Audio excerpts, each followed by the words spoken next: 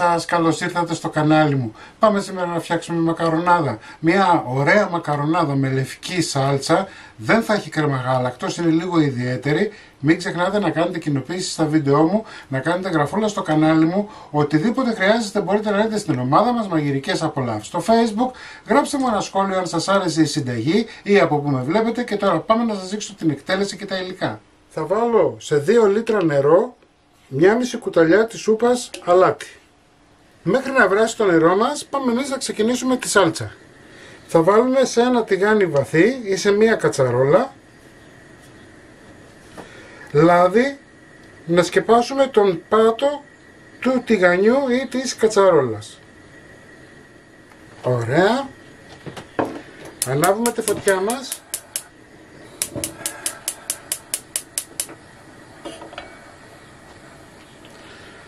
Θα βάλουμε 2 κρεμμύδια ψιλοκομμένα. Μπορείτε, αν δεν σας αρέσει τόσο πολύ το κρεμμύδι, μπορείτε να βάλετε ένα. Στη μαγειρική έχουμε περιθώρια να κάνουμε και μικρές αλλαγές, τις οποίες μας αρέσουν. Είναι στα δικά μας γούστα.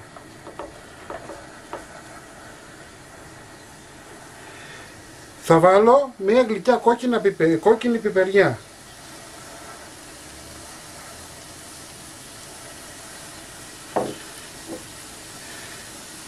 Και 3 σκελίδες σκόρδο. Εάν σας ενοχλεί το σκόρδο δεν το βάζετε καθόλου.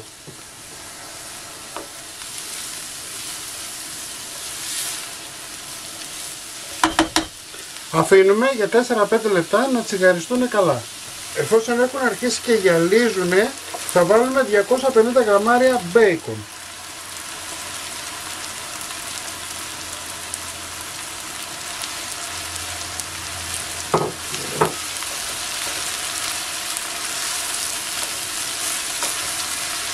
Θα αφήσουμε να τσιγαριστεί και αυτό.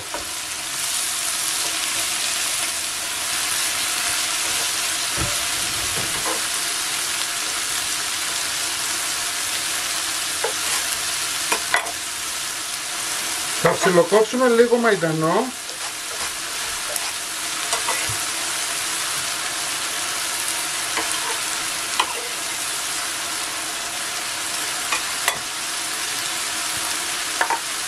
Θα βάλουμε λίγο αλάτι, μην το παρακάνετε γιατί το μπέικον είναι ήδη αλμυρό, πιπέρι, θα ανακατέψουμε λίγο, εναλλακτικά αν δεν σας αρέσει το μπέικον μπορείτε να βάλετε γαλοπούλα καπνιστή ή κάποιο άλλο καπνιστό αλαντικό που σας αρέσει. Μόλις ακούσατε αυτόν τον ήχο, σημαίνει ότι είμαστε έτοιμοι. Κλείνετε τη φωτιά και ρίχνουμε τα μακαρόνια. Η πάστα που θα επιλέξετε είναι δικό σας θέμα. Μπορείτε να βάλετε κανονικό μακαρόνι, μπορείτε να βάλετε λαζάνια, μπορείτε να βάλετε λιγκουίνι. Ό,τι ζυμαρικό σας αρέσει.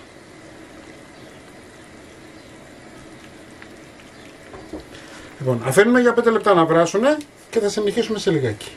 Μόλις περάσουν τα 5 λεπτά που βράζει η πάστα μας, έτσι, θα βάλουμε 500 γραμμάρια κρύο γάλα σε ένα μπολ,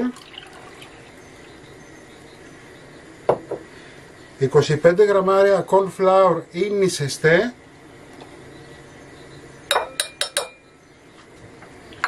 θα ανακατέψουμε καλά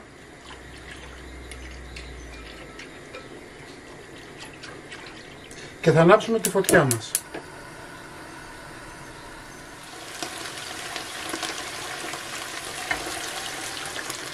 Θα ρίξουμε το γάλα με τον νησεστέ στο τηγάνι και θα ξεκινήσουμε να ανακατεύουμε μέχρι να πήξει η σάλτσα μας. Προσέξτε, τα μακαρόνια συνεχίζουν να βράζουν, έτσι, γιατί 5 λεπτά δεν είναι αρκετός ο χρόνος. Εσείς μπορείτε να κάνετε και κάτι άλλο, μπορείτε να φτιάξετε τα μακαρόνια και μετά να ξεκινήσετε τη σάλτσα. Εγώ για τις ανάγκες του βίντεο το κάνω ταυτόχρονα. Ανακατεύουμε να πήξει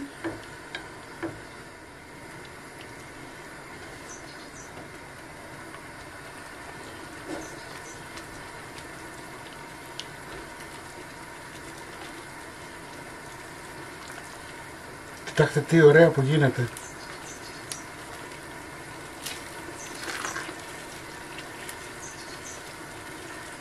Βλέπετε πως έχει πήξει, κοιτάξτε.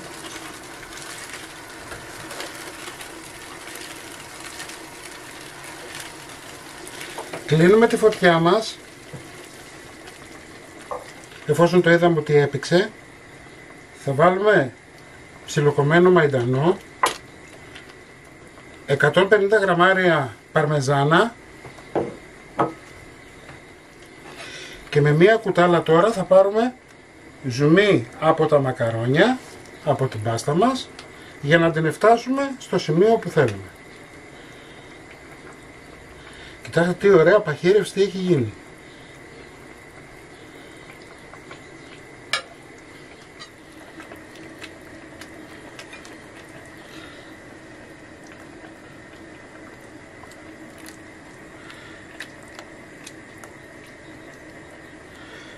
Παίρνετε ζουμάκι από τα μακαρόνια που βράζουνε και διορθώνετε τη σάλτσα σας, έτσι, ανάλογα πόσο νερουλί τη θέλετε.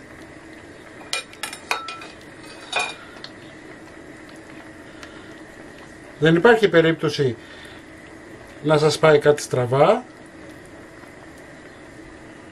Η φωτιά μου είναι κλεισμένη.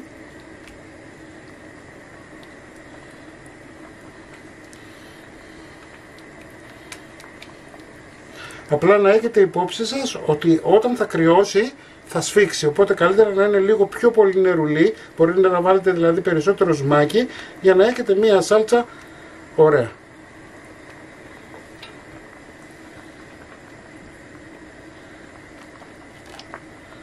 Δεν θα χρειαστείτε πάνω από 4-5 κουταλιές. Δοκιμάζουμε τα μακαρόνια αν είναι έτοιμα. Βάζουμε τα μακαρόνια στη σάλτσα, ανακατεύουμε και είμαστε έτοιμοι. Μην ξεχνάτε να κάνετε κοινοποίηση στα βίντεό μου, να κάνετε εγγραφούλα στο κανάλι μου.